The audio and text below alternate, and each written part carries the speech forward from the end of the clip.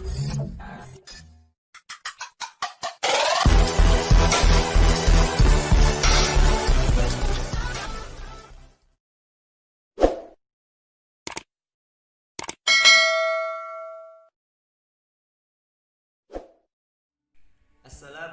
warahmatullahi wabarakatuh. Perkenalkan, nama saya Muhammad Syahril Barani, stambuk L13118285. Saya dari kelompok 1. Dalam kali ini, saya akan menjelaskan tentang materi manajemen dan perencanaan sumber daya hutan, yaitu pengelolaan hutan tanaman rakyat. Apa itu hutan tanaman rakyat? Hutan tanaman rakyat adalah hutan tanaman pada hutan produksi yang dibangun oleh kelompok masyarakat untuk meningkatkan potensi dan kualitas hutan produksi dengan menerapkan sistem silvikultur dalam rangka menjamin kelestarian sumber daya hutan. HTR ini merupakan bentuk kelembagaan baru terkait dengan pelibatan masyarakat dalam pengelolaan hutan negara. Kebijakan HTR lahir pada saat kebijakan pembangunan kehutanan lainnya mengalami kegagalan dalam proses implementasinya. Kebijakan tersebut meliputi kebijakan hak pengusahaan hutan atau HPH dan hutan tanaman industri. Kemudian, adapun tujuan pembangunan hutan tanaman rakyat adalah sebagai berikut. Yang pertama, rehabilitas kawasan hutan produksi yang terlantar dan atau kosong akibat kerusakan pada beberapa tahun yang lalu. Kedua, meningkatkan potensi dan kualitas hutan produksi tidak produktif secara optimal. Ketiga, pemberdayaan masyarakat di sekitar kawasan hutan produksi dalam pengolahan hutan secara lestari.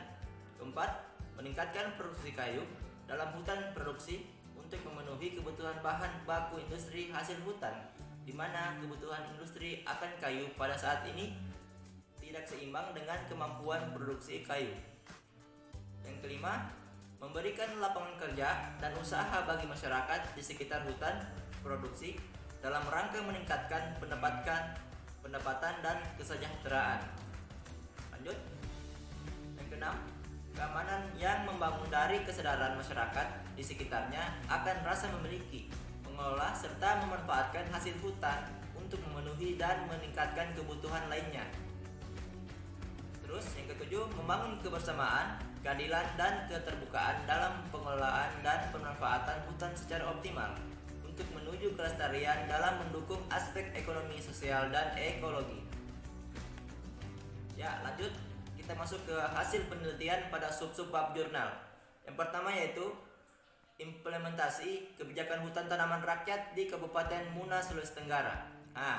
Lokasi penelitian Kelurahan Konewe, Desa Masara, Desa Lahaji. Keadaan topografi Kelurahan Konewe, Kecamatan Kusambi merupakan daerah yang berada pada dataran yang rendah dengan ketinggian rata-rata 20-41 meter di atas permukaan laut. Mata pencaharian penduduk Kelurahan Konewe didominasi oleh sektor pertanian dan peternak. Penggunaan lahan di Kelurahan Konewe pada umumnya digunakan untuk pertanian, pekarangan, tegalan dan kebun, hutan dan pengembalaan. Terus yang kedua, strategi pembangunan usaha pengolahan hutan tanaman rakyat di Desa Bumi Beringin, Kecamatan Luwu, Kabupaten Banggai. Ya, pengelolaan hutan tanaman rakyat di wilayah Kabupaten Banggai ini dilaksanakan atas dasar adanya SK Menteri Kehutanan Nomor 132/KPTS 2/2010 tanggal 24 Maret 2010 tentang pencadangan areal untuk pembangunan hutan tanaman rakyat seluas kurang lebih 665 hektar di Kabupaten Banggai, Provinsi Sulawesi Tengah. Dari luasan tersebut, di dalamnya sudah termasuk pencadangan HTR untuk wilayah Desa Bumi Beringin seluas 100 hektar sebagai tindak lanjut atas keputusan Menteri Kehutanan Nomor 132/KPTS 2/2010 tersebut. Dinas Kehutanan Daerah Provinsi Sulawesi Tengah bersama instansi teknis terkait lainnya melaksanakan kegiatan sosialisasi, pembentukan kelompok tani, pengusulan pertimbangan teknis oleh Dinas Kehutanan Kabupaten Banggai kepada Balai Pemantauan Pemanfaatan Hutan Produksi atau yang disingkat dengan BPPHP. Terus Kecamatan Luwu Kabupaten Banggai ini, pengelolaan hutan tanaman rakyat dilaksanakan dengan menggunakan 3 pola, yakni pola pertama yaitu pola mandiri. Adalah hutan tanaman rakyat yang dibangun oleh kepala keluarga pemegang IUPHK atau HTR.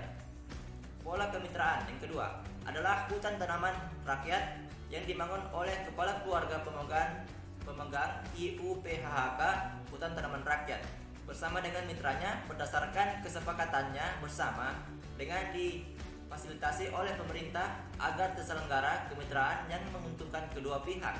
Terus yang ketiga, pola developer adalah hutan tanaman rakyat yang dibangun oleh BUMN atau BUMS dan selanjutnya diserahkan oleh pemerintah kepada kepala keluarga pemohon IUPHK hutan tanaman rakyat, dan biaya pembangunan menjadi tanggung jawab pemegang izin dan dikembalikan secara mengangsur sejak surat keputusan IUPHK HTR diterbitkan.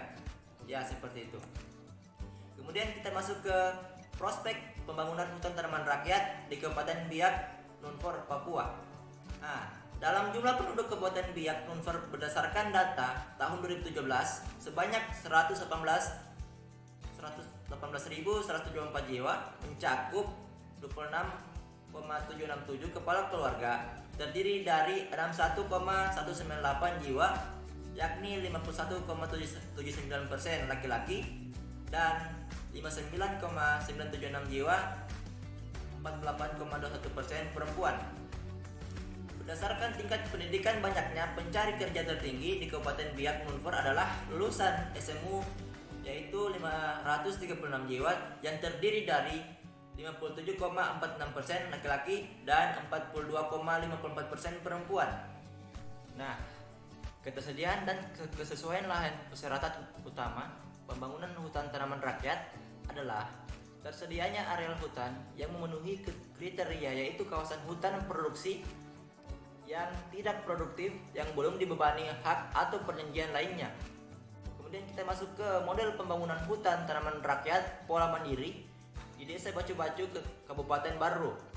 Nah, analisis unit manajemen IUPHK hutan tanaman rakyat, manajemen IUPHK hutan tanaman rakyat dilaksanakan oleh kelompok tani hutan tanaman rakyat Padang Papbo. Lokasi IUPHK hutan tanaman rakyat yang dikelola berada dalam satu hamparan yang sama. IUPHK hutan tanaman rakyat dengan luas pengelolaan yang sama untuk setiap keluarga, yaitu 15 hektar. Secara administratif, seluruh areal tersebut berada di Dusun Ampiri, Desa Bacu-Bacu, Kecamatan Pujananting, Kabupaten Baru, Provinsi Sulawesi Selatan.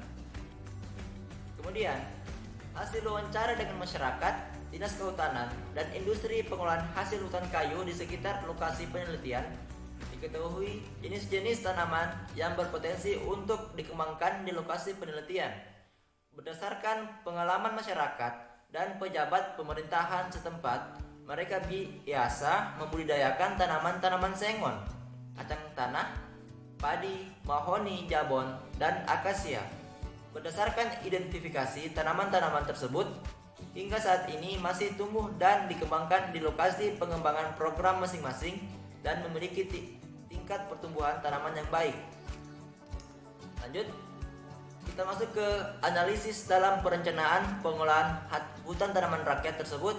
Perlu diperhatikan hal-hal seperti yang pertama, pelaksanaan. Nah, dalam pelaksanaan ini, manajemen izin pemanfaatan hasil hutan bukan kayu tanaman rakyat dilaksanakan oleh kelompok tani hutan tanaman rakyat berdasarkan Dinas Kehutanan menurut Undang-Undang Nomor 41 Tahun 1999 tentang Kehutanan telah memberikan konsep dasar pengelolaan hutan Indonesia. Terus yang kedua, organisasi.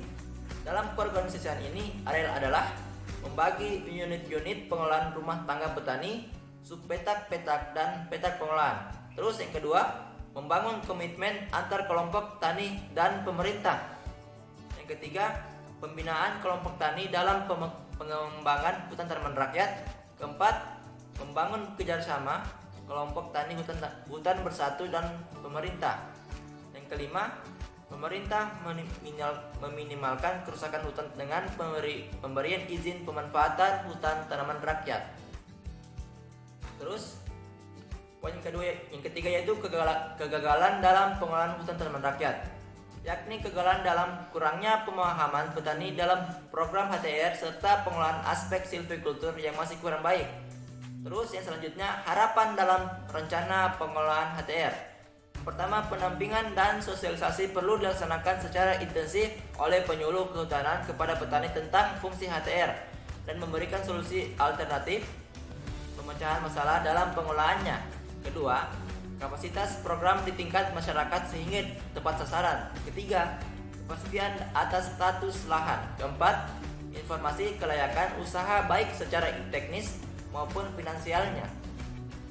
Nah, mungkin itulah hasil presentasi saya dari kelompok 1. Kurang dan lebihnya mohon dimaafkan. Wassalamualaikum warahmatullahi wabarakatuh.